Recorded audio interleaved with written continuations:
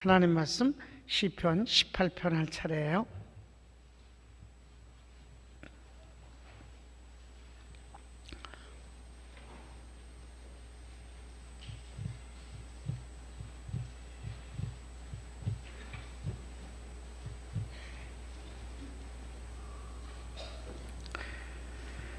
시편 18편은 18편을 소개하는 글이 기따랐잖아요. 한번 내가 읽을게요.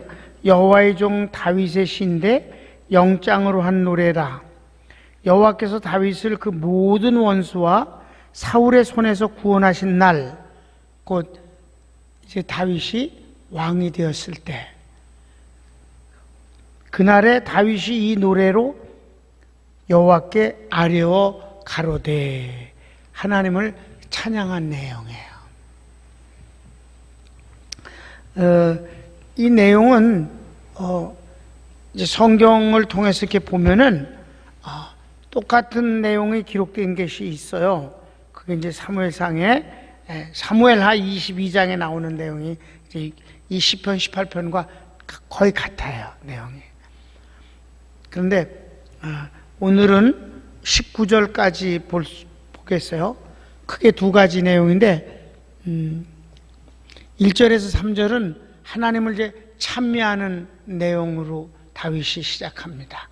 그런데 여러분, 담임 목사가 모든 말씀이 다 좋지만 그래도 특별히 좋아하는 성경 구절 가운데 하나가 시편 18편 1절이에요. 한번 다 같이 읽을까요? 시작. 나의 힘이 되신 여호와여, 내가 주를 사랑하나이다. 내게 힘이 되신 여호와라 그럴 때 여기 힘은 팔뚝힘 그런 게 아니에요. 헤제크라는 이 히브리어는 굳게 하다, 강하게 하다, 치료하다, 돕다, 이런 여러 가지의 합성어로서 이게 나의 힘이 되셨다. 그러니까 하나님이 도와도 주시고 치료도 해주시고 편들어 주시고 굳세게 해주시고 이런 것 때문에 그런 승리를 주신 하나님을 나는 사랑합니다. 다윗이 참 하나님을 사랑하잖아요. 이게 이제 제목이에요. 2절 3절을 계속 보면 하나님을 찬미하는 내용입니다. 시작. 여호와는 나의 반석이시오 나의 요새시오 나를 건지시는 자시오 나의 하나님이시오 나의 피할 바위시오 나의 방패시오 나의 구원의 뿌리시오 나의 산성이시로다. 2절에까지 나왔는데 여기 7가지로 주님을 표현하고 있어요. 그걸 다 설명하면 너무 시간이 가니까 7가지로 주님이 나를 지켜주시는 분, 또 도와주시는 분, 또는 피할 곳을 제공하신 분, 원수를 살펴서 그가 원수를 살펴서 원수를 잘 알고 대응하게 하시고 하는 모든 여러 가지 면에서 하나님의 자기 일에 대해서 어떤 하나님인가를 이렇게 노래하는 것이 2절인데 7가지가 나온다고요. 3절은 뭐라고 그랬나 봅시다. 시작. 내가 찬송 바르실 여호와께 아뢰리니 내 원수들에게서 구원을 얻으리로다. 이 내용은 이제 내가 하나님 앞에 간절히 구하는 것을 인해서 하나님이 나를 원수에게서 이기게 하시고 구원해 주십니다 하는 내용. 그러니까 이때는 이제 왕이 된 뒤에 하나님을 찬양하고, 두 번째 나오는 것은 4절부터 19절까지 이제 나오는데 그 내용이 아주 시적 표현이고 자연의 현상을 인용해서 하나님이 자기를 어떻게 편히 되어 주셨는가 하는 걸 노래하는데 아주 역시 다윗이 아주 그 영감이 있는 분이라서 시적 표현도 잘해요. 그리고 옛날엔 우리는 지금 자연이 안 보이고 과학이 보이잖아요. 오히려 불빛 때문에 하늘의 별이 안 보이는 시대에 살고 있잖아요. 물소리를 들을 수가 없잖아요. 근데 지금도 그 사막이나 광야를 가면 정말 별이 땅으로 쏟아져 내릴 것 같은 느낌을 받아요. 그러니까 그냥 이렇게 볼 때는 아우 저 별 좀 봐 이런데 두루누워서 하늘을 보면 좀 이상히 싫어. 그 별이 쏟아져 내릴 것 같아서 거기 그냥 가만히 있을 것 같지가 않아. 느낌이 그렇단 말이야. 그리고 뭐 빈틈없이 아주 빈틈이 없이 사진을 찍었을 땐 빈틈 없는 별이 안 보여요. 빈틈이 있어 보여. 근데 육안으로 볼 땐 사막에서 거의 빈틈이 없어요. 별이. 그러니까 하늘이 꺼멓게 보이는 게 거의 없이 그냥 보석 자체로 보인다면 상상을 해보세요. 어떤가. 나는 그 시내산에 갈 때마다 3번을 갔었는데 그 산에 이제 좀 자고 새벽 3시에 출발해요. 근데 난 안 자고 방 쾌쾌한데 거기서 주는 담요 그 지저분하고 그러니까 안 자고 차라리 그 담요를 들고 나와갖고 조금 걸어가면 정말 조용한 모래바닥이죠.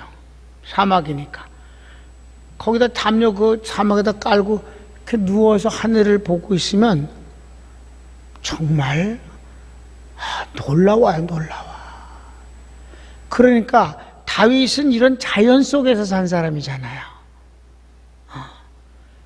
그러니까 이 자연 속에 살면서 뭐 이 천둥, 뭐 흑암, 폭풍, 바람 이런 것들을 그런 것뿐이 없으니까 볼 게 그런 속에서 하나님이 자기를 어떻게 도우시는가를 그 자연의 현상을 응용해서 말씀하신다 이 말이에요.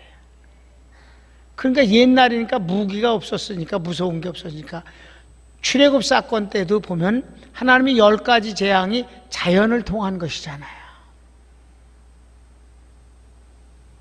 근데 요한계시록의 재앙은 그렇지 않거든. 어마어마한 거기 막 피의 덩어리가 하늘에서 불덩어리가 떨어졌다는 것은 다 폭탄이잖아요. 어쩌면 핵무기일지도 몰라. 그러니까 그런 내용들이 이제 나옵니다. 자, 18장 먼저 4절 5절을 같이 보시겠어요? 시작. 사망의 줄이 나를 얽고 불이 음부의 줄이 나를 두르고 사망의 올무가 내게 이르렀도다. 이렇게 말했어요. 이것도 거의 이제 그 시적 표현이에요. 음부, 사망, 그 올무 이런 거는 전부 다 사울이 그를 죽이려고 군대를 동원해서 왕이 군대를 동원해서 국민 전체를 정보원으로 삼고 그를 추격하는데 피할 길이 어디 있겠어요? 후딱 하면 들통나서 이게 죽이려고 군대를 끌고 달려오고 하루를 편하게 잠을 잘 수가 없잖아요.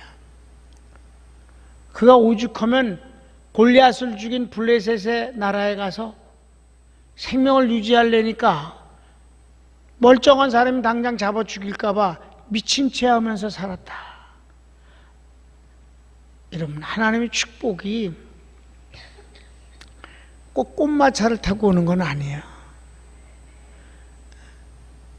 싸움이 없으면 승리도 없는 거고 연단이 없으면 칼도 안 만들어져. 여러분, 금이 뭐 금덩어리가 딱 흙에서 나오는 줄 알아요? 그냥 금이 들어있는 돌멩이를 캐는 것 뿐이지. 그를 불로 그 돌을 녹여서 순금을 끄집어내는 데는 수도 없는 반복되어지는 불 속에 들어가야만 가능한 거예요. 보석이 다 그렇습니다. 그러니까 큰 축복은 거기에 걸맞는 연단도 있다는 사실을 아셔야 돼요. 인류 역사상 최고의 부자가 다윗이에요. 가장 큰 축복을 받은 것도 다윗입니다. 영감은 두말할 것도 없어요. 예수님에 대해서 장차 오실 예수님을 다 보고 있었고, 와서 오셔서 구원하시는 것도 다 알았고, 십자가 죽으심도 알고, 승천하셔서 하나님 보좌 우편에 앉아 계시다가 재림하시는 것까지 다 말하는 것이 다윗이에요. 그러나 그가 그런 영감과 은혜를 힘입는 것은 사실 환난 중에서 받은 계시와 응답임을 아셔야 합니다. 주님과 사랑을 누리면서 살 땐 요한이 계시록을 받지 못했어요. 반모섬에서 그 힘든 로마의 황제에 의해서 유배를 당해서 정말 사람이 살기가 너무 힘든 곳이에요. 그 반모섬이. 그 어려운 중에 하나님은 마지막 주님이 오셔서 심판하시고 유대인들을 구원하시는 역사인 7년 대환란과 천년왕국과 천국에 대한 계시를 받은 것입니다. 그러니까 여러분, 조금은 힘들고 답답한 일이 있을 때 이때가 하나님의 은혜를 받을 수 있는 기회라고 생각해도 맞아요.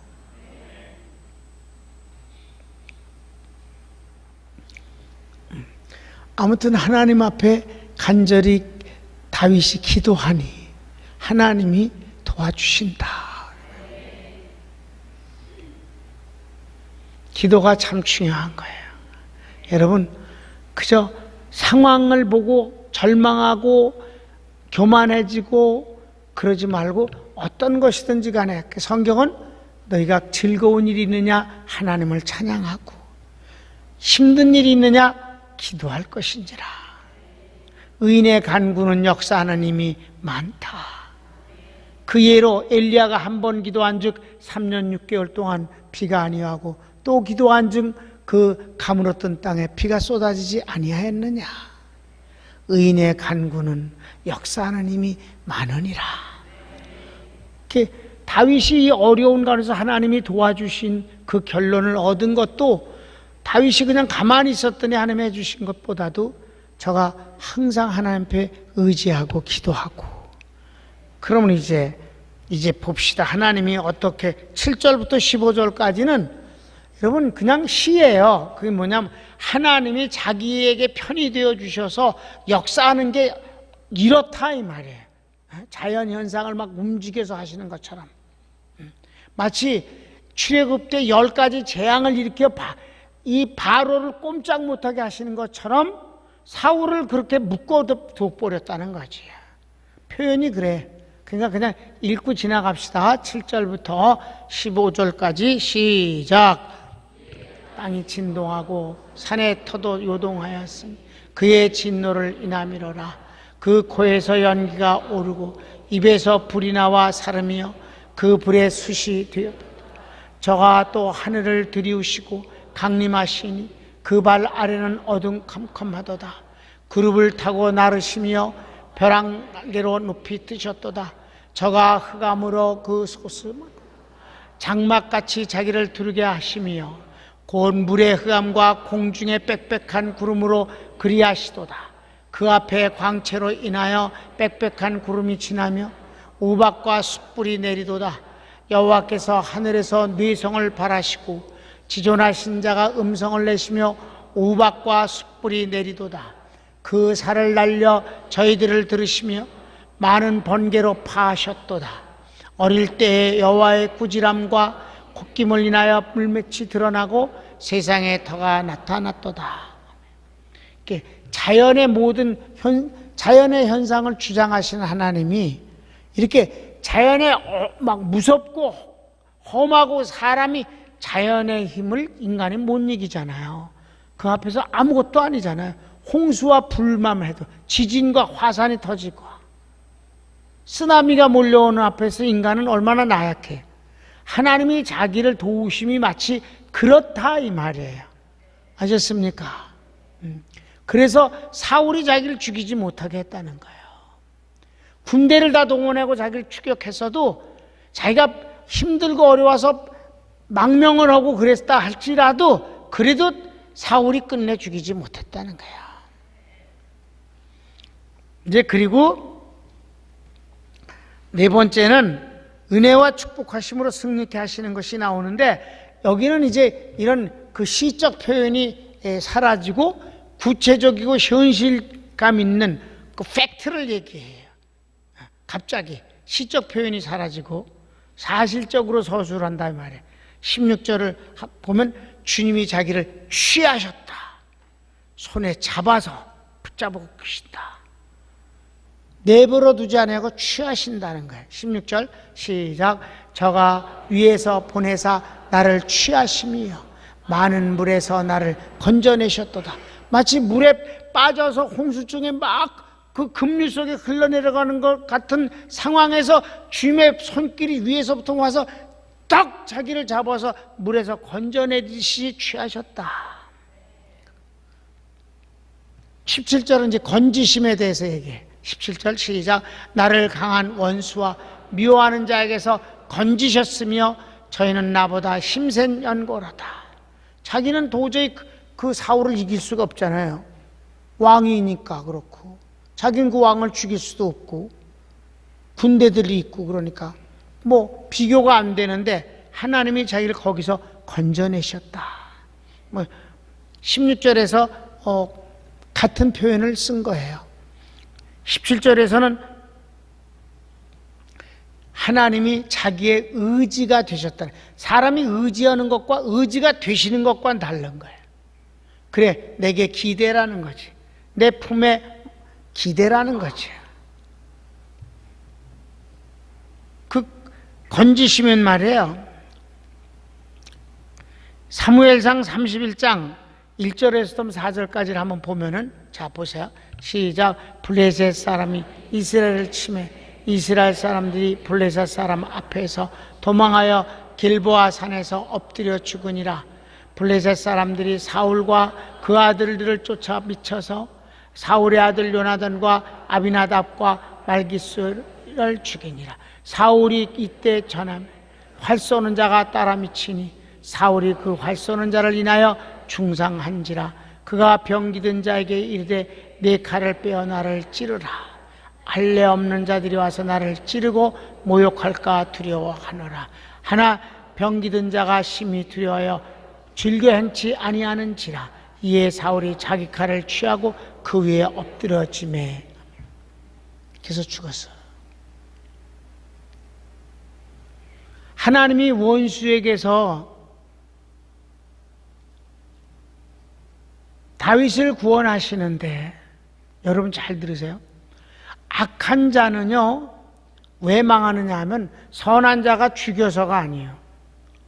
스스로 망하기 때문이에요. 시기하는 사람에게 잘해줬을 때 마음이 바뀔 것 같아요? 시기하는 사람은 안 바뀌어요. 사울이 다윗을 죽이려고 하는 건 뭘까요? 시기심이에요. 2번이나 다윗이 죽일 수 있는 형편인데도 안 죽이고, 왕이시여 내가 당신을 칠 수 있으나 안 쳤습니다. 오 나의 아들아 나의 아들아 내가 잘못했다. 다시는 안 그러면 소용없어요. 몇 번이나 그래도 소용없어요. 시기심은 자기를 다스릴 수가 없어요. 그리고 악을 행하, 남을 피해를 주어서 이익을 취하는 자는 어떤 사랑도 받을 수가 없어요. 아셨습니까? 뭐 그걸 사랑으로 하면 뭐 변하겠지? 난 경험상으로도 그렇고 모든 역사가 다 그래. 절대로 안 변하게 돼 있어요. 다윗이 그걸 알고 있어요. 그래서 하나님이 자기를 그 악한 자에게서 건지심의 방법이, 사울이 아들들이 다 길보아 산에서 블레셋에 의해서 다 죽음을 당하고 자기도 중상을 화살에 맞아서 살 수 없게 되었을 때 부하 보고 죽여달라 그러니까 막 어떻게 왕을 죽입니까? 그러고 막 벌벌 걷더니 자기가 칼을 꼽고 땅에다 꽂고 그 칼에 자기 몸을 엎드려서 꿰뚫어 죽었다. 근데 그놈이 다윗에게 가갖고 자기가 죽여줬다 그랬거든. 사실은 보태가 그러면 이제 적이니까 자기가 상을 주고 출세시켜줄까 그러니까 다윗이 즉시 배 죽여버렸어. 이 새끼야, 네가 섬기는 왕을 새끼야, 네가 어떻게 죽일 수가 있어, 이 새끼야. 그러고 그냥 다윗이 간단히 죽여버렸어. 그런 놈은 앞으로도 충성 안 하지. 자기 주인을 죽였는데. 그렇습니까? 그건 안 돼. 그건 안 돼. 그래서 여러분, 공산주의, 자본주의에서 전쟁 일으켜서 걔네들을 없앤 게 하나도 없잖아. 봐봐. 스스로 다 분해되고 망해. 그러니까 뭐가 문제예요? 시간이 가는 것이 문제예요. 그 시간 동안에 고통을 당하는 사람들이 힘들다는 것이지. 근데 잊지 말아요. 그 고통 중에, 환난 중에 하나님을 사랑하는 사람들은 연단을 받아 더 큰 축복을 받게 되는 것이에요. 다윗이 인류 전체에서 최고 복을 받고 최고의 이스라엘 역사의 왕이 돼서 지금도 다윗을 상징하는 다윗의 별을 국기에다 만들었단 말이에요. 다윗의 집이 있는 그 집의 이름을 시온성이라고 그러는데, 시온성은 천국을 상징하는 또 다른 이름이에요. 시오니즘이란 말이 있어요. 다윗 시대를 회복하겠다는 말이에요. 주변 국가들이 이거는 제국주의적, 이거는 패권주의고 주변 국가를 협박하는 소리다. 그래서 유엔에서 그래, 시오니즘은 쓰지 마라. 그게 다 다윗에서 나온 얘기예요. 그가 환난이 없었으면 그런 복을 받았을 수는 없었겠지. 그렇습니까? 그러니까 내가 여러분 담임 목사가 싫어하는 소리가 뭐라고? 고생이란 단어라고. 절대 고생하지 마라. 고생을 하는 게 아니라 연단과 훈련을 받는 것이다. 힘든 상황이 있거들랑 좌절하고 슬퍼하고 원망하고 절망하지 말고 이때 내가 할 일이 무엇인가를 생각하는 것이 중요합니다. 그 시간을 아끼고 그 상황을 한번 잘 관리해 보는 거지.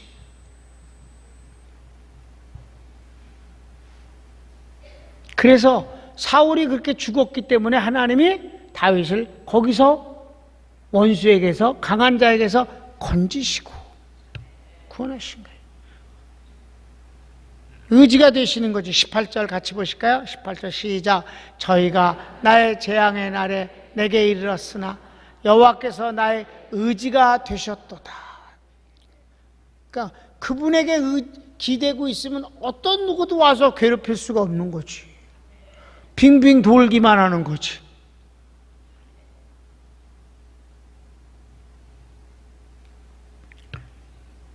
마지막 절 19절 보실까요?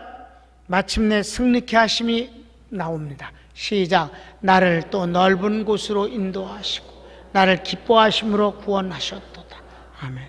넓은 곳이라는 것은 평안을 말하는 거예요.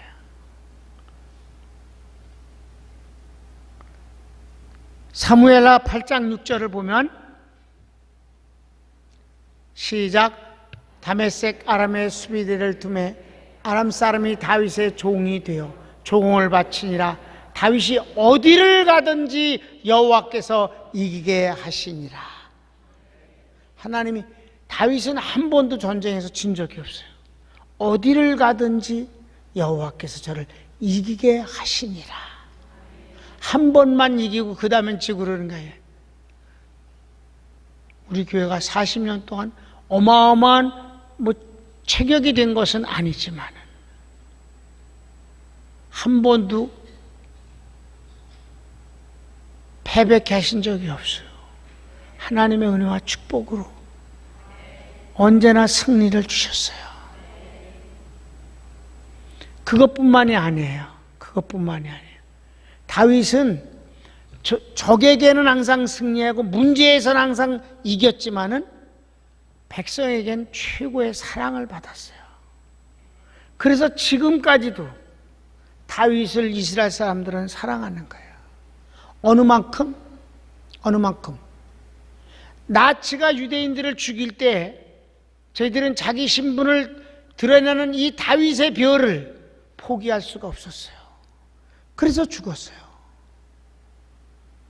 그걸 버리고 아닌 척하고 숨어들었으면 피할 수 있는 길이 여러 있었는데 그 다윗의 별을 저희들이 버리질 않았어. 그래서 그게 지금 이스라엘의 국기가 된 거예요. 그 나치 때도 갖고 있었던 다윗의 별 말이에요.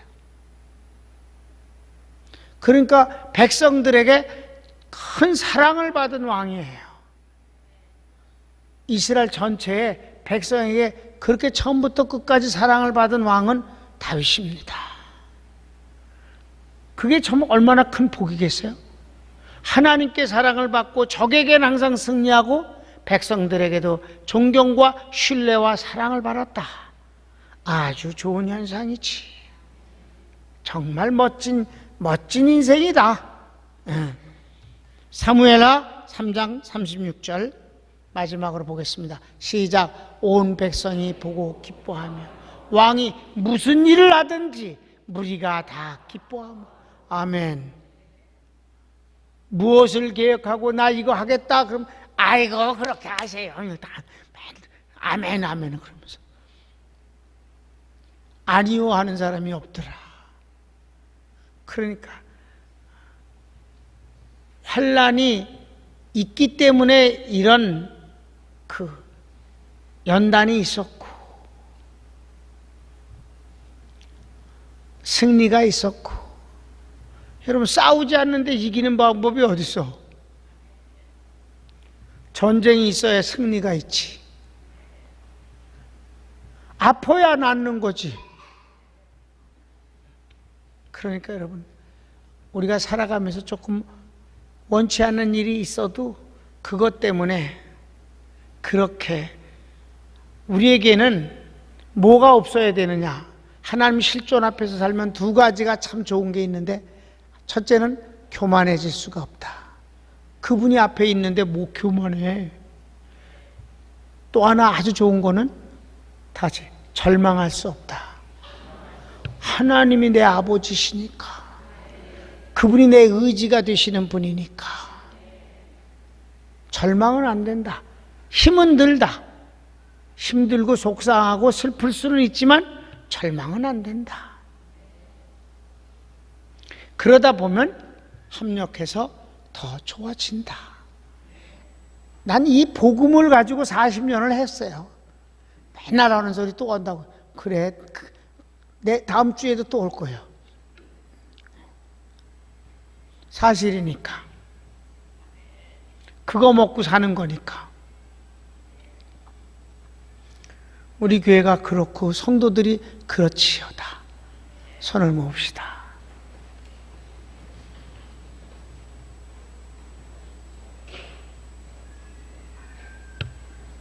사랑하는 성도 여러분,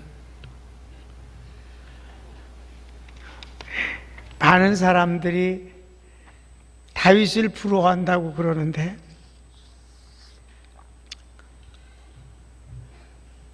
또 이삭도 부럽다고 그래요. 이삭 같은 복을 받았으면 좋겠습니다. 그럼 여러분, 17살 때 번제물이 될 수 있느냐고 물어보면 그건 아무도 대답을 못해.